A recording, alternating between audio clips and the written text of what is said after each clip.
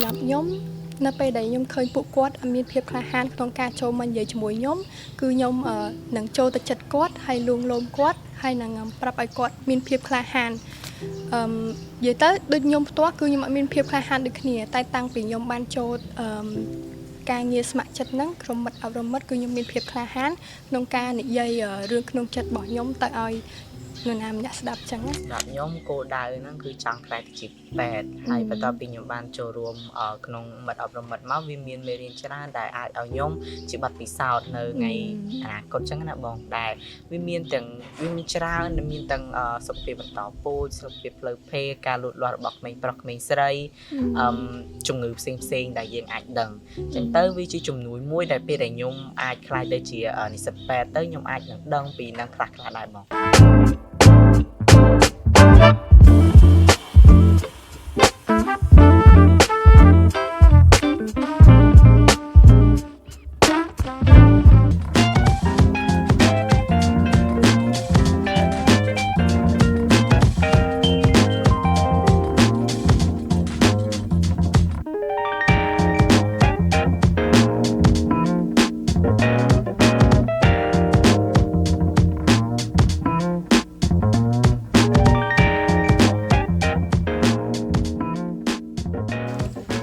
ជំរាបសួរសួស្តីអ្នកទាំងអស់គ្នានាងខ្ញុំឈ្មោះចេតថានីជាសមាជិករបស់ក្រុមប្រឹក្សាយោបល់យុវជនអង្គការសហប្រជាជាតិហើយក៏ជាអ្នកសម្របសម្រួលនៅក្នុង podcast នៅក្នុងអេពីសូតទី2នេះ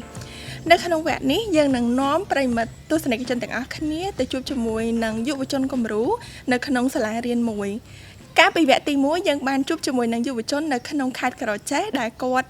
បានចែករំលែកអំពីបទពិសោធន៍របស់គាត់ប៉ុន្តែនៅក្នុងសប្តាហ៍នេះយើងនឹងមកជួបជាមួយនឹងយុវជនគំរូមួយក្រុមទៀតដែលគាត់ជាយុវជននៅក្នុងខេត្តភូមិភាគឦសានដូចគ្នាគឺខេត្តស្ទឹងត្រែងអញ្ចឹងចង់ដឹងថាយុវជនគំរូរបស់យើងគាត់មានបទពិសោធន៍ក៏ដូចមានអ្វីដើម្បីមកចែករំលែកទៅដល់អ្នកទាំងអស់គ្នាយើងទៅជួបជាមួយនឹងពួកគាត់ទាំងអស់គ្នាជំរាបសួរសួស្តីអូនជំរាបសួរបងសុខសប្បាយជាទេអូនបាទសុខសប្បាយបងអូខេចុះតើតើទៅនឹងការសិក្សាអីមិនដែរអត់អីទេបងការសិក្សាគឺល្អអូខេអញ្ចឹងកុំឲ្យខាត់ពេលវេលាយូរអញ្ចឹងបងចង់ឲ្យចាប់ផ្ដើមពីភគវ័នជួយណែនាំខ្លួនមួយអូនដើម្បីឲ្យប្រិមិត្តគាត់បានស្គាល់ពីអូនបន្ថែមទៀតដំបូងជំរាបសួរបងហើយជំរាបសួរពុកម៉ែបងប្អូនអរគ្នាខ្ញុំបាទឈ្មោះសុបិនភគវ័នជាសិស្សនៃវិទ្យាល័យហ៊ុនសែនស្ទឹងត្រែងមានអាយុ16ឆ្នាំហើយក៏ជាក្រុមមិត្តអប់រំមិត្តនៅក្នុងវិទ្យាល័យហ៊ុនសែនស្ទឹងត្រែងផងដែរហើយសប្តាហ៍ថ្ងៃនេះគឺខ្ញុំរស់នៅក្នុងខេត្តស្ទឹងត្រែងអូខេប៉ះលីតាជំរាបសួរបងប្អូនទាំងគ្នាខ្ញុំឈ្មោះឌៀបសកុលលីតាអាយុ16ឆ្នាំរៀនថ្នាក់ទី10កូនៅវិទ្យាល័យហ៊ុនសែនស្ទឹងត្រែងហើយនាងខ្ញុំក៏ជាយុវជនស្ម័គ្រចិត្តក្រុមការងារអប់រំមិត្តផងដែរអូខេអរគុណច្រើនអូនអញ្ចឹងកុំឲ្យខាត់ពេលវេលាយូរយើងចាប់ផ្ដើមទៅហ្មងចាប់ផ្ដើមពីសំណួរទី1ត្រៀមខ្លួនហើយនៅហើយតែគេឲ្យមុនភគវ័នអូខេអញ្ចឹងចាប់ផ្ដើមសំណួរហ្នឹងសួរពីភគវ័នតែមុនចាស់ចង់សួរថាមូលហេតុអីដែលជំរុញឲ្យអូនចូលរួមជាសមាជិករបស់ក្រុមមិត្តអប់រំមិត្តហ្នឹងហើយក្នុងនឹងដែរនៅពេលដែលយើងចូលរួមហ្នឹងយើងគិតថាយើងរៀនសូត្របានអីខ្លះអំពីការងារទាំងអស់ហ្នឹងបាទបងមូលហេតុដែលខ្ញុំចូលរួមក្នុងក្រុមមិត្តអប់រំមិត្តដោយសារតែដើមឡើយគឺបងថ្នាក់ទី12គឺគាត់ជាអ្នកចោះជួយខាងផ្នែករបស់កម្ពុជានិងក្លឹងទម្ងន់បន្ទាប់មកគឺគាត់បានបញ្ចប់ការសិក្សាហើយក៏គាត់អស់តួនាទីដែលគាត់ធ្វើនៅក្នុងសាលារៀនហើយនៅក្នុងមិត្តអប់រំមិត្តហ្នឹងក៏ខ្វះសមាជិកហើយខ្ញុំគិតថាបើសិនជាខ្វះចឹងពួកគាត់អាចធ្វើការបានទេដល់ពេលហើយខ្ញុំក៏ប្រមូលមិត្តភ័ក្តិដែរឲ្យគាត់ចូលទៅប៉ុន្តែគាត់ថាគាត់អាចបានចូលទេចឹងខ្ញុំក៏សម្រេចចិត្តថាខ្ញុំនឹងចូលខ្លួនឯងហើយមូលហេតុមួយទៀតនោះដោយសារតែនៅក្នុងក្រុមមិត្តអប់រំមិត្តហ្នឹងគឺបានមានមេរៀនជាច្រើនដែលអាចឲ្យខ្ញុំសិក្សាក៏ដូចជាស្វែងយល់ពីមេរៀនទាំងអស់ហ្នឹងបងអូខេអញ្ចឹងបន្ទាប់ពីបានចូលហើយចុះតើតើទៅនឹងអីដែលយើងរៀនសូត្របានតើតើទៅនឹងជំនាញអីផ្សេងអូនជួយបានន័យថាបញ្ជាក់បន្ថែមបន្តិចទៀតបានទេថាយើងរៀនបានអីគេខ្លះនៅក្នុងហ្នឹងណា បាទបងសម្រាប់មេរៀនដែលខ្ញុំបានរៀនសូត្រនោះមានដូចជាការសង្គ្រោះបឋមដោយសារតែនៅសាលាគឺគាត់មានគោរពទង់ជាតិហើយលោកគ្រូគាត់សុំពេលនិយាយរៀងយូរអញ្ចឹងណាបងដល់ពេលអញ្ចឹងហើយមានសមាជិកខ្លះគឺគាត់ខ្សោយអញ្ចឹងគាត់ស្លាប់អីទៅពួកយើងអាចជួយគាត់តនពេលបាច់ឲ្យគាត់ទៅទេហើយអញ្ចឹងគាត់ទៅសម្រាប់នៅបន្ទប់សុខភាពមួយផ្លែទៅគឺគាត់ធូរវិញបងអូខេចឹងផាកវ៉ាន់យ៉ាងឯងចាប់បងចង់លើពីលីតាវិញថាតើមូលហេតុអីដែលជំរុញឲ្យយើងចូលរួមជាក្រុមមិត្តអប់រំមិត្តហើយម្យ៉ាងទៀតយើងជាសិស្សហើយយើងមានពេលរៀនផងអីផងអញ្ចឹងណាហើយក៏ចង់ដឹងដែរថាក្រៅពីផាកវ៉ាន់ដែលគាត់រៀនសូត្រអំពីវិធីសាស្ត្រនៅក្នុងការសង្គ្រោះបឋមចំពោះលីតាគិតថារៀនសូត្របានអីខ្លះអាចជំនាញសម្របសម្រួលឬក៏អីបន្ថែមពីនឹងទៀតណាហ្នឹងហើយចំពោះខ្ញុំគឺដូចតែគាត់ដែរស្តៀងគ្នាគាត់ថាអ្វីដែលខ្ញុំបានសិក្សារៀនសូត្រគឺការមកដល់របស់ក្មេងស្រីហើយបញ្ហាសុខភាពផ្លូវកាយក៏ដូចជាបញ្ហាផ្លូវចិត្តគឺខ្ញុំបានសិក្សាវាហើយខ្ញុំបានយល់ដឹងច្រើនអញ្ចឹងពេលដែលខ្ញុំយល់ដឹងអញ្ចឹងទៅគឺខ្ញុំអាចទៅផ្សព្វផ្សាយទៅដល់បងប្អូនឬមួយក៏បង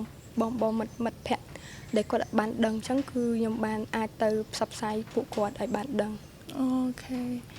ចឹងបានន័យថាយើងបានរៀនសូត្រច្រើនអំពីការងារក្នុងនាមជាក្រុមមិត្តអប់រំមិនហ្នឹងចុះសូមបញ្ជាក់បន្តិចភកវ័ននិយាយថាគាត់ចូលរួមជាក្រុមមិត្ត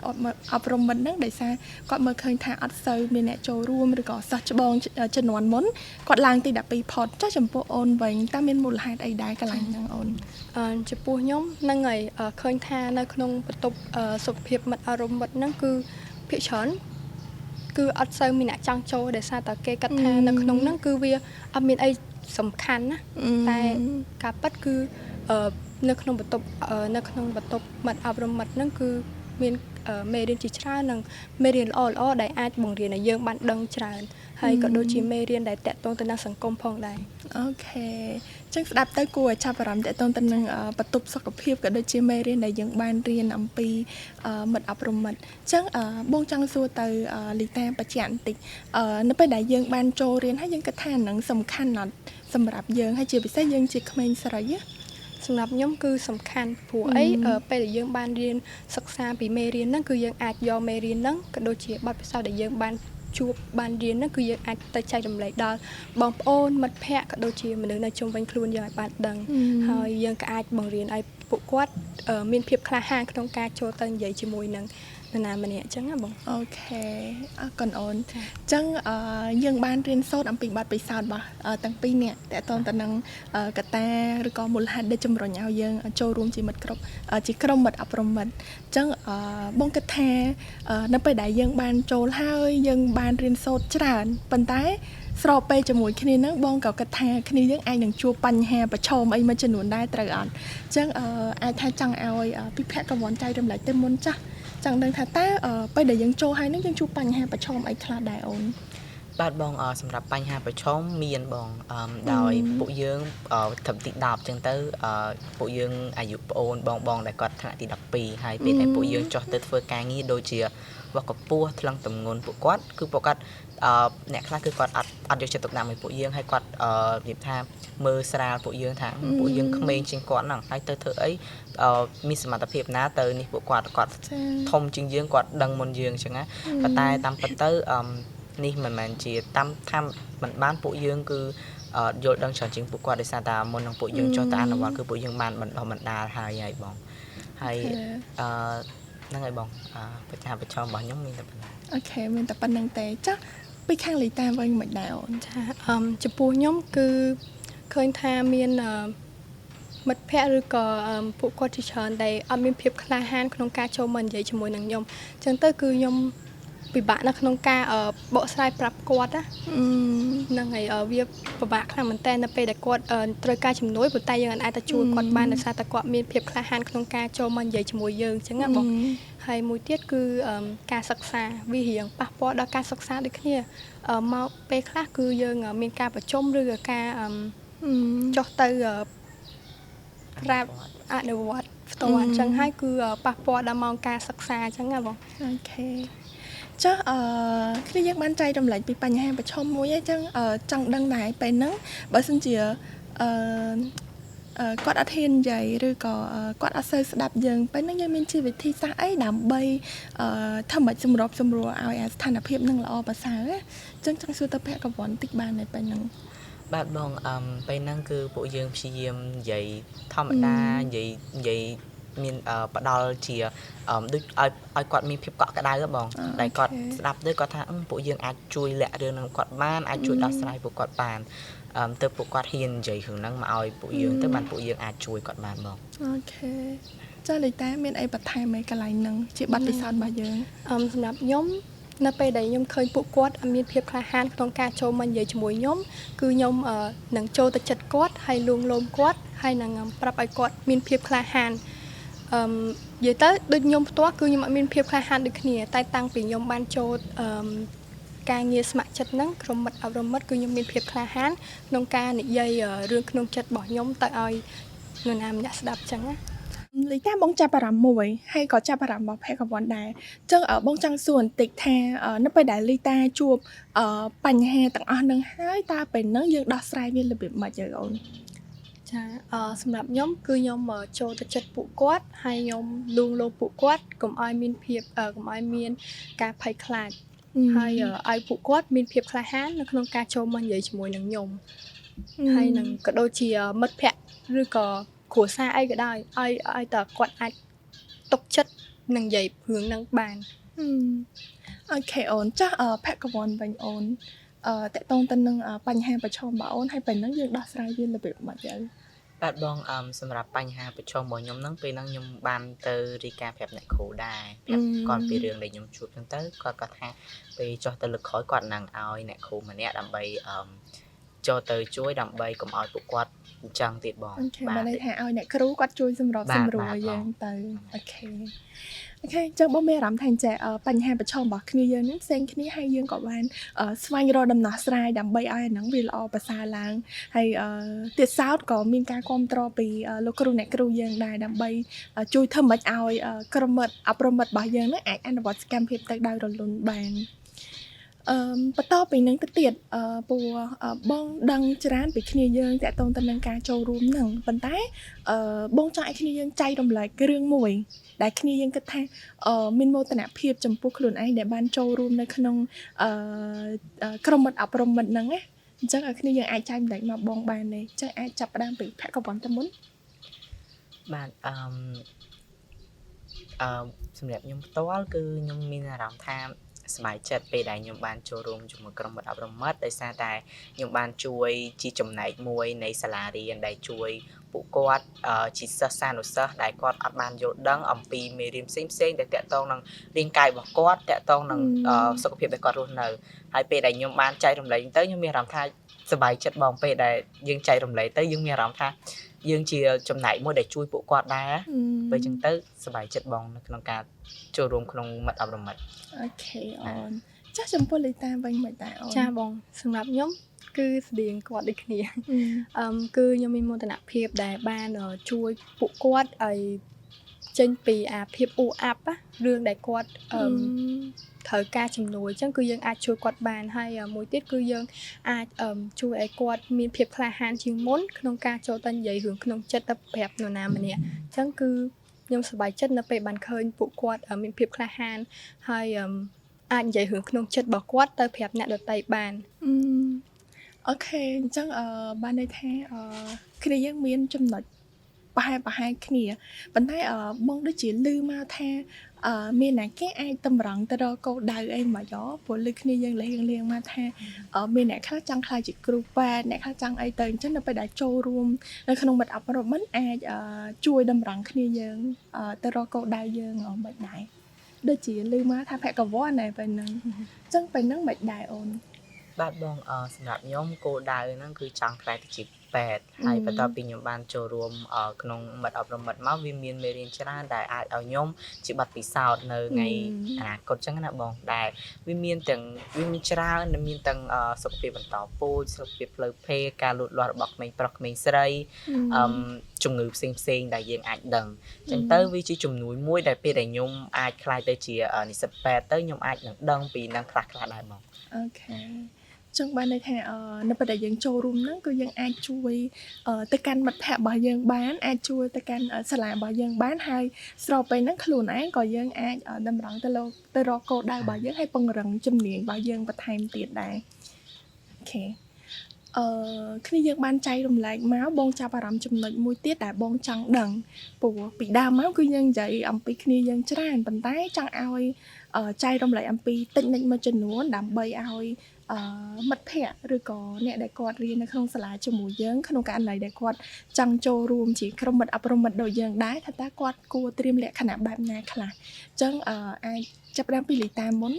អូនគិតថាអូនមានតិចនិចអីដើម្បីឲ្យពួកគាត់ត្រៀមខ្លួនបាន សម្រាប់ខ្ញុំគឺខ្ញុំចង់ឲ្យពួកគាត់ត្រៀមខ្លួនដូចជាទី1គឺការអត់ធ្មត់ហើយទី2គឺលះបង់ហើយទី3គឺភាពក្លាហាននិយាយទៅគឺ3ហ្នឹងគឺសំខាន់មែនតើសម្រាប់ឲ្យពួកគាត់ត្រៀមចិត្តដើម្បីចូលទៅក្នុងការងារស្ម័គ្រចិត្តហ្នឹងពីព្រោះការងារស្ម័គ្រចិត្តហ្នឹងគឺគេត្រូវការ3ហ្នឹងចា៎ អូខេចាស់ចំពោះភក្តិវ័នវិញ បាទបងសម្រាប់ខ្ញុំចង់ផ្ដាំផ្ញើទៅពួកគាត់ថាបើចង់ចូលក្រុមមិត្តអប់រំមិត្តក៏ដូចជាការងារស្ម័គ្រចិត្តណាមួយគឺពួកគាត់ត្រូវដឹងថាការងារស្ម័គ្រចិត្តគឺជាការងារមួយដែលយើងធ្វើចេញពីចិត្តរបស់យើងដែលយើងអត់ចង់បានអីទេគឺយើងជួយទៅដល់សាលាក៏ដូចជាជួយទៅដល់មជ្ឈដ្ឋានផ្សេងៗចឹងណាបងហើយកុំឲ្យគាត់ focus ទៅលើថាពេលដែលយើងទៅស្ម័គ្រចិត្តហើយយើងទទួលបានអីពីនឹងមកអញ្ចឹងណាបងបានចំណេះដែលយើងទទួលបានពីការងារស្ម័គ្រចិត្តរបស់យើងហើយមួយទៀតចង់ឲ្យគាត់ត្រៀមខ្លួនថាពេលដែលយើងមកយើងព្យាយាមជួយអស់ពីកាយពីចិត្តរបស់យើងដើម្បីការងាររបស់យើងទៅជោគជ័យ អូខេអូយអរគុណបានន័យថាអាចជាតែប៉ិតបងស្ដាយក្រោយបើបងនៅរៀនវិទ្យាល័យបានចូលដាក់បាត់និយាយលេងអូខេមែនតើទៅបងគិតទៅបងចាប់អារម្មណ៍ព្រោះគិតថាបើសិនជាបងរៀននៅវិទ្យាល័យបងប្រកាសជាចូលរួមជាមួយនឹងក្រុមមិត្តអប់រំមិត្តដែរហើយម្យ៉ាងទៀតកម្មវិធីរបស់យើងនេះក៏ជិតឈានចូលមកដល់ទីបញ្ចប់ហើយតែមុននឹងបងបញ្ចប់ហ្នឹងបងចង់ឲ្យគ្នាយើងចែករំលែកអំពីសារខ្លីមួយដែលគ្នាយើងចង់ចែករំលែកទៅកាន់ក្រុមក៏ដែរដែលគ្នាយើងចង់ទៅហើយអាចខ្លីខ្លឹមតោះចាប់ផ្ដើមពីលីតា ចា៎សម្រាប់ខ្ញុំគឺខ្ញុំចង់ផ្ដាំទៅបងប្អូនទាំងអស់គ្នាក៏ដូចជាមិត្តភ័ក្តិរបស់ខ្ញុំផ្ទាល់ដែរគឺខ្ញុំចង់លើកទឹកចិត្តឲ្យពួកគាត់ចូលរួមក្នុងការងារស្ម័គ្រចិត្តនេះដែរដោយសារតនៅក្នុងហ្នឹងគឺវាមានមេរៀនល្អហើយគឺនិយាយទៅគឺមានមេរៀនអប់រំល្អមែនតើហើយខ្ញុំចង់ឲ្យគាត់ចូលមិត្តភ័ក្តិខ្ញុំអីចឹងគឺគាត់អត់មានភាពក្លាហានទេអញ្ចឹងពេលដែលខ្ញុំគិតថាពេលដែលខ្ញុំប្រាប់គាត់ឲ្យចូលរួមក្នុងការងារហ្នឹងគឺអាចនឹងគាត់ផ្លាស់ប្ដូរខ្លួនឯងបានអញ្ចឹងគឺខ្ញុំចង់លើកទឹកចិត្តឲ្យពួកគាត់ចូលរួមការងារស្ម័គ្រចិត្តហ្នឹងផងដែរ អូខេអរគុណអូនចាស់តែកវ៉ាន់វិញ បាទបងសម្រាប់ខ្ញុំមានសារតិចតួចតាមផ្ញើទៅពួកគាត់ថានៅពេលដែលពួកយើងជាក្រុមមិត្តអប់រំមិត្តចង់ផ្ដាំផ្ញើទៅបងដែលគាត់ថ្នាក់ធំថាពេលដែលយើងចុះទៅសូមមកបងកុំមើលងាយមកពួកយើងថាពួកយើងអត់ចេះអីពេលដែលពួកយើងចុះទៅគឺពួកយើងបានរៀនសូត្រហើយក៏ចង់ផ្ដាំផ្ញើទៅដល់មិត្តភ័ក្តិរបស់ខ្ញុំដែលឲ្យគាត់មានភាពក្លាហានក្នុងការចូលរួមជួយការងារស្ម័គ្រចិត្តដែលអ្វីត្បិតតែការងារស្ម័គ្រចិត្តមិនទទួលបានផលចំណេញអីច្រើនមកឲ្យពួកយើងមែនប៉ុន្តែវាមានផ្ដល់ជាចំណេះដឹងឲ្យពួកយើងនៅថ្ងៃអនាគតពួកមិត្តភ័ក្តិរបស់ខ្ញុំហ្នឹងគឺគាត់ចង់ធ្វើពេទ្យដែរអញ្ចឹងការងារទាំងអស់ហ្នឹងហើយដែលជាបទពិសោធន៍របស់គាត់បងអូខេអរគុណអូនតែប៉ុន្តែសារហ្នឹងមិនមែនផ្ដាំទៅពួកគាត់ទេប៉ុន្តែក៏ផ្ដាំមកបងឬក៏អ្នកផ្សេងទៀតដែលគាត់កំពុងតែទស្សនាដែរមែនតើទៅ podcast នៅក្នុងវគ្គទី2របស់យើងហ្នឹងបានឈានចូលមកដល់ទីបញ្ចប់ហើយប៉ុន្តែបងមានអារម្មណ៍ថាដូចជាអត់ចង់ចាប់សោះព្រោះគ្នាយើងចែករំលែកមកច្រើនហើយជួយចិត្តដិតអារម្មណ៍ខ្លាំងមែនតើប៉ុន្តែយើងអត់អាចខាត់ពេលវេលាបានទេអញ្ចឹងជាចុងក្រោយនេះក៏សូមថ្លែងអំណរគុណអូនទាំងពីរអ្នកមែនតើដែលបានចំណាយពេលវេលាមានតម្លៃចូលរួមចែករំលែកមកកាន់កម្មវិធីរបស់យើងបន្ថែមពីនេះយើងក៏មិនភ្លេចទេអរគុណទៅដល់ UNFPA និង WMC ចំពោះការសម្របសម្រួលនៅក្នុងកម្មវិធី podcast របស់យើងជាចុងក្រោយនេះក៏សូមថ្លែងអំណរគុណទៅដល់ប្រិយមិត្តពុកម៉ែបងប្អូនដែលតាមដានទស្សនា podcast របស់យើងតាំងពីវគ្គទី1រហូតមកដល់វគ្គទី2នេះប៉ុន្តែកុំភ្លេចរងចាំទស្សនាវគ្គទី3បន្តទៀតដែលយើងមិនចាក់ឆ្ងាយពីតំបន់ភូមិភាគឦសានទេ ពួកយើងទាំង3នាក់សូមគោរពថ្លែងអំណរគុណនិងសូមជម្រាបលាតែត្រឹមនេះសិន